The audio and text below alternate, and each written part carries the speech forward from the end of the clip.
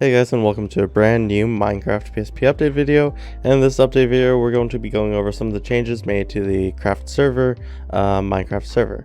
And basically what has been done is a lot of work on making things asynchronous and basically adding in the world and event system in such a way that we can go ahead and do a very simple and easy to use system that creates events and sends them to clients depending on interactions in the world. But before I go ahead and get into it, I'd really appreciate it if you guys could go down there, hit the subscribe button and the notification bell to be notified of whenever I upload.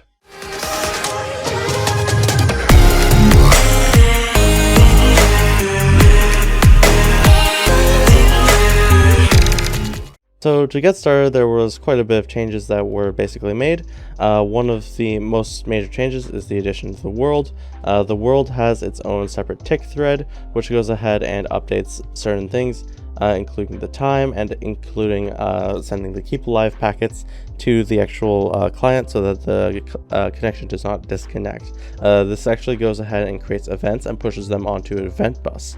The event bus system was also added, which allows clients to be listeners to every single sort of event that comes through the bus. Once an event gets propagated through the bus, through the push events, it gets sent to every single client before each single event is deleted later. So it gets sent to the client, and the client has to go ahead and handle it. And inside of the client, when you get a handle event, you have to go ahead and handle it accordingly to send it to send the correct data and packets to the client. Sometimes this might just be internal changes, and sometimes this might be meaningful and impactful information. To deal with this sort of system of having asynchronousness, basically we had to create a bunch of mutexes, which are mutual exclusion objects, which allow you to only access one thing at a time. There was a lot of different data and synchronization that had to go into this, and then I also had to go ahead and make the each individual client as its own thread. And what this allowed us to do is actually have two players join the server at the same time. For example, let's see, a chat message is now going to be allowed. So chat messages are now going to go ahead and create their own events.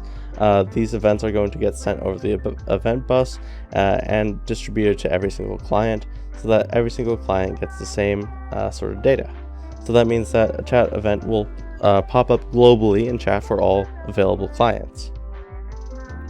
So looking at what this actually does in practice, if we go ahead and start the server here, we're going to have two of our instances here. We can both refresh each one, and we have these different connections. We can go ahead and open a connection here, and we are inside of the world. Notice that the sun and moon are going to be moving, and it's going to be synchronized between the two clients. Once I go ahead and refresh here, you can see that there's one player online now, which is me. So when I go ahead and join, it doesn't kick me off. Now I can go ahead and start and type a message, "Hello, me," and it pops up on the other side as well. So I can go ahead and respond in chat, "Hello there."